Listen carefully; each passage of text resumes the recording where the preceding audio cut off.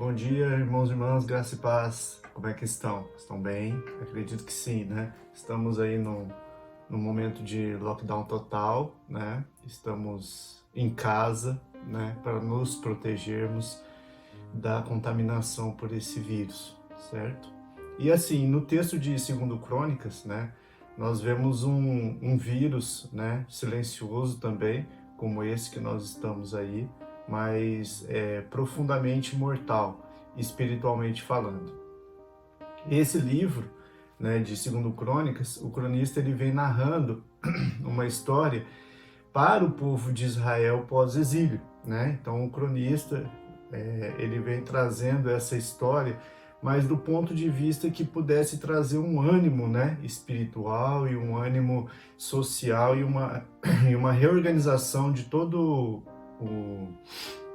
o Estado de Israel, né, principalmente Judá, que é onde está Jerusalém. Então, assim, nesse contexto, né, nós vemos aqui no capítulo 22, aonde está o rei Acasias, né, que vai ser proclamado rei em lugar de Jeroão, né?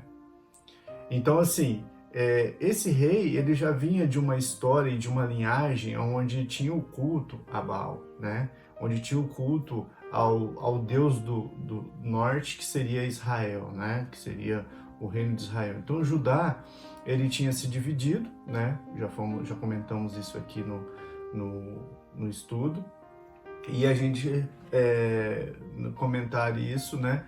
Trazendo que o cronista ele tem como exaltação a pessoa de Davi e a pessoa de Salomão. E como exemplos, né, de seguir os caminhos do Senhor e seguir os caminhos ímpios, né, ele tem como exemplo os reis que nós estamos vendo aqui, que foram a sequência, né? Alguns reis foram bons, outros reis foram maus, né? A maioria foi mal, né? Por quê? Porque diversas situações que eles estavam vivendo no momento. E no capítulo 22, reforçando, o rei Acasias, ele continua na linha do mal, né? Por quê? Porque ele está influenciado por sua mãe, Atalia, que ela é a filha de Acabe, né? Que é o rei do norte. Então essa aliança que foi narrada nos capítulos anteriores, essa aliança foi muito maléfica para o povo de Judá, foi muito danosa, né? Então esses maus conselhos, né, que é o que a gente vê aqui no texto, levam as pessoas a morrerem espiritualmente, até fisicamente, né?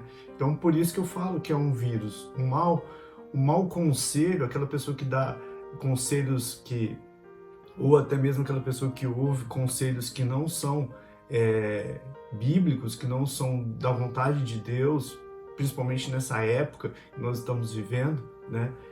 Nós acabamos tomando decisões erradas e procedermos maus, né? Então os exemplos e os conselhos não são uma conversa pessoal, pode ser uma indução, pode ser uma sugestão, né?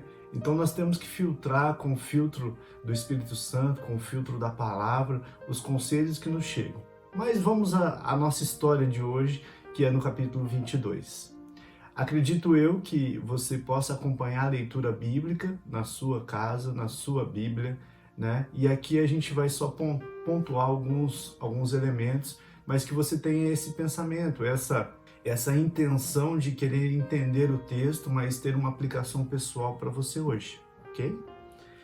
Então, nesse texto, vemos que os conselhos determinam nossas atitudes, como já falei.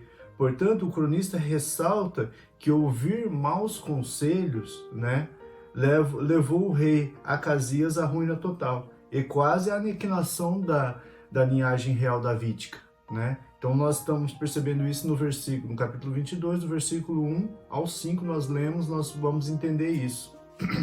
O rei Acasias era filho de Jeroão, rei de Judá, por aproximadamente um ano, por volta de 844. Então ele reinou pouco tempo, né? Ele reinou um ano apenas, quase nem isso, né? Por quê? Porque Deus já tinha decretado através do profeta Elias, lembrando que o profeta Elias, ele não profetizou em Judá, ele foi levantado por Deus para profetizar em Israel, que é o reino do norte, para que lá ele pudesse levar à consciência daquele povo que Deus estava se desagradando das atitudes deles e que eles teriam que se arrepender, né, dos seus pecados e tal. Aí houve todo aquele confronto que nós conhecemos a história de Elias, de Eliseu.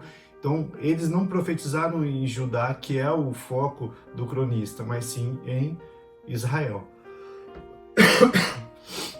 Então, os conselhos, né, os conselheiros, especialmente a mãe, né, de Acasias, orientavam o rei a proceder iniquamente. E mais, os conselheiros de seu pai aconselhavam a proceder como os da casa de Acabe, como do reino do norte. Então esse rei, ele amava o pecado. Ele pegava o pecado e dava passadinha de mão no pecado todo dia. Todo dia ele passava a mão no pecado. E muitas vezes nós temos esse pecado também, que eu gosto de chamar de raposas. Nós temos o nosso galinheiro, onde nós cuidamos da nossa vida espiritual, das nossas coisas, e também nós temos a nossa raposa, que muitas vezes rouba o nosso galinheiro, né? Então aqui a posição de Acasias era essa: ele gostava do pecado, ele amava o pecado, né? Então assim, a idolatria, as práticas de iniquidade, as abominações contra o Deus único. Então ele praticava tudo isso aconselhado por sua mãe, né, e pelos conselheiros da casa de Acabe. Então nós vemos no versículo 4 ressaltando: e ele andou nos caminhos da casa de Acabe e fez o que era mau aos olhos do Senhor. A ruína era certa, pois estava longe do Senhor, bem exemplificado pelo cronista, ao povo que acabara de voltar do exílio, e muito mais apropriado para aquele momento onde havia diversos povos ao redor. Nós estudamos em Neemias, né, uma questão dos que estavam ao redor de Jerusalém. E quando Neemias chegou, nós já estudamos isso também, mas não custa nada relembrar, e havia povos que queriam se aliar a Neemias para a construção dos muros de Jerusalém. Mas Deus revelou a Neemias que essas pessoas só iam atrapalhar, essas pessoas não iam ajudar a reconstrução. Por quê? Porque eram pessoas que tinham interesse que o Estado de Israel, que a Jerusalém, ficasse derrubada, ficasse em ruínas. Eles não tinham interesse de que ela virasse uma superpotência, que era na época de Salomão. Eles tinham essa inveja, eles tinham esse sentimento, esse rancor, essa coisa ruim de que Israel não poderia voltar a ser o que era, porque senão eles iriam serem escravos novamente. Então, o que eles, com Neemias ali, o que eles queriam fazer? Eles queriam que o trabalho não fosse executado. E Neemias ouviu atentamente a voz de Deus e fez um belíssimo trabalho reerguendo todos os muros, colocando todos os portões e tudo mais, como a gente já viu. Beleza? Então, na sequência, o povo pós-exílico que estava chegando naquela terra, ele precisava saber disso, que ele não poderia se aliar a essas pessoas que estavam ali. Então o cronista narra bem que deveriam evitar, né, as alianças, que foi o que aconteceu no passado, e principalmente que não ouvissem os conselhos de pessoas que estavam ali. Então, devido à influência da mãe, né, do rei Acasias, filha do rei perverso Acabe, né, ela era filha dele, Israel, e a sua conduta não surpreendeu a ninguém. Na realidade, Deus já tinha levantado Elias, e Elias já tinha colocado uma pessoa, que é Jeú, né, que a gente vai ver no texto aí logo abaixo. Jeú é ungido rei de Israel, né? Não de Judá, de Israel. E como ele é um ungido rei, então ele tinha um tempo para assumir o trono. Mas quem estava no trono era a casa de Acabe. E Deus tinha determinado para que Jeú liquidasse a fatura da casa de Acabe, né? Acabasse com a casa de Acabe, no fio da espada. E Jeú tem sucesso nisso, paralelamente, neste período do rei Acasias. Porque em Israel, Jorão era rei, né? E Jorão foi morto em batalha contra Jeú. E depois disso, Acasias foi até Jorão para poder apoiar ele, né? E sabendo Jeú disso, mandou perseguir ele. E ele saiu correndo de Israel. Na realidade, a capital de Israel naquela época era Samaria. Ele saiu correndo de Samaria, mas ainda assim os soldados de Jeú pegaram, levaram até ele e ele terminou de matar o rei Acasias. E isso enfureceu muito a sua mãe, Atalia, né? Atalia, ofendeu muito e enfureceu ela, né? E o que ela fez para se vingar de Judá, né? E se vingar de Deus? Ela determinou que toda a linhagem davídica fosse morta. Isso, irmãos, está no texto de 2 Crônicas 22. Ela determinou que todos fossem mortos, todos, filhos de Acasias, filhos dos irmãos dele, porque Acasias era o mais moço, né, quando foi rei. E filho de todo mundo, até os filhos dela, né, os filhos das concubinas, todo mundo, né, todo mundo deveria ser exterminado. E isso acontecendo. Só que teve uma personagem muito usada por Deus, porque Deus não iria falhar com a sua palavra, né, que ela furtou a criança Joás, né? Ela furtou a criança Joás, está lá registrado no verso 10, né? Então, por furtar essa criança, ela salvou a linhagem davídica e entregou aos sacerdotes. Ainda criança, ele foi criado por 6 anos, desculpa, foi criado por 6 anos até ser proclamado rei.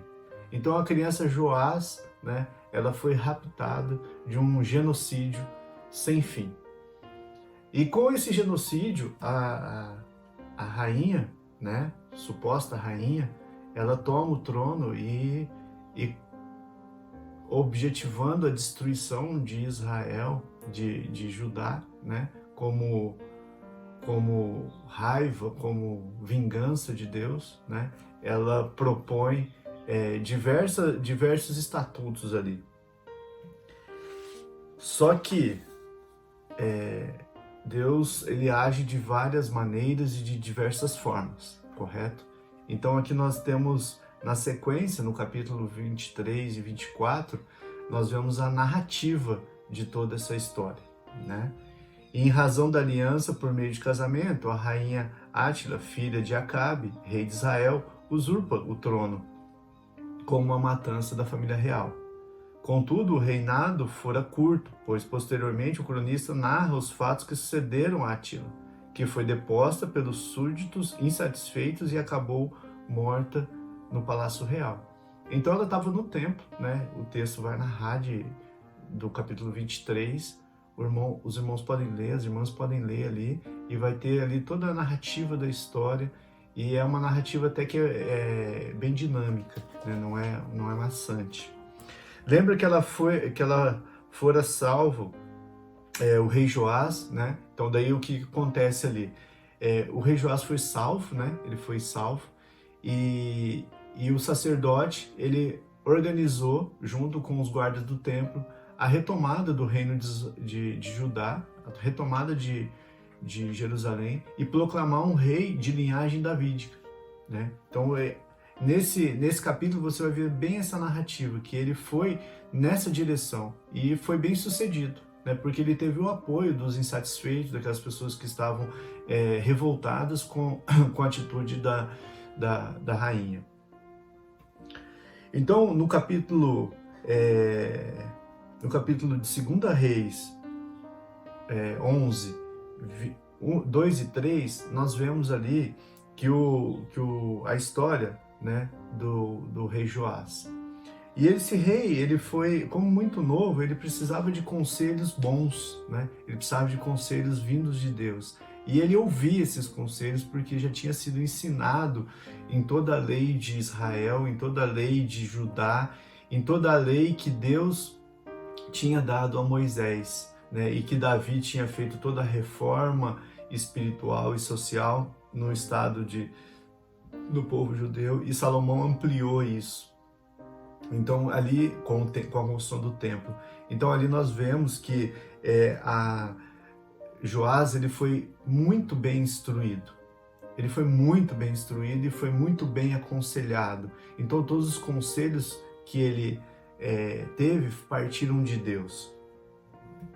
E assim, dessa forma, ele começou a reinar ainda menino sobre os conselhos de Joanida. Joanida era o sacerdote, o sumo sacerdote na época, né?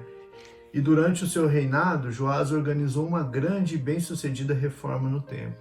Então lembramos que tinha uma aliança com a casa de Acabe. Acabe tinha trazido todos os deuses de Baal e tudo mais. E Joás, junto com o sumo sacerdote, realmente promoveu essa reforma religiosa, essa reforma espiritual em Jerusalém. E apesar disso, né, apesar dessa reforma, foi assim, bem sucedida, mas Joás ainda tinha o sangue da casa de Acabe correndo em suas veias.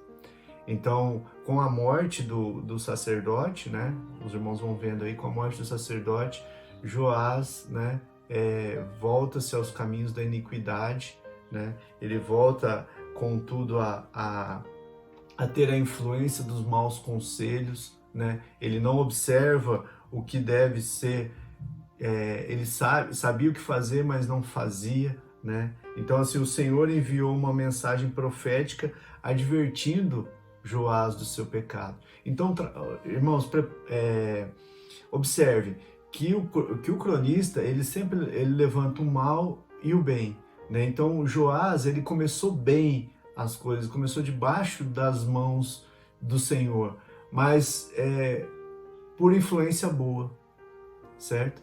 E quando essa influência boa acabou, nasceu a carne, surgiu a carne ali, surgiu a casa de Acabe, que era amante do pecado, né? Então nós vemos isso nitidamente no texto. Então, assim, o que nós tiramos de lição para nós hoje, né? O que nós tiramos de lição para nós hoje dessa aula? Que as pessoas têm que buscar bons conselhos, e os conselhos que nós temos que buscar é em Deus, por meio da nossa oração, por meio da nossa leitura da palavra e por meio do conselho de boas pessoas, né? Então, que este domingo seja um domingo abençoado, essa semana seja uma semana abençoada, e que nós fiquemos com o que é melhor do Senhor, que são os bons conselhos. Deus abençoe.